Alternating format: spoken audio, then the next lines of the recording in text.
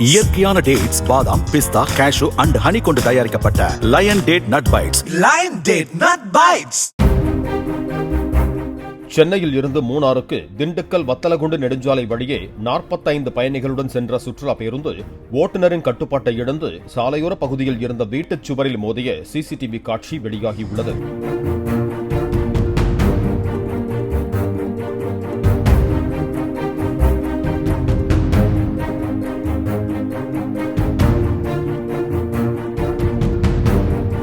ஓட்டுநருக்கு திடீரென ஏற்பட்ட மயக்கம் காரணமாக விபத்து ஏற்பட்டதாக கூறப்படுகிறது.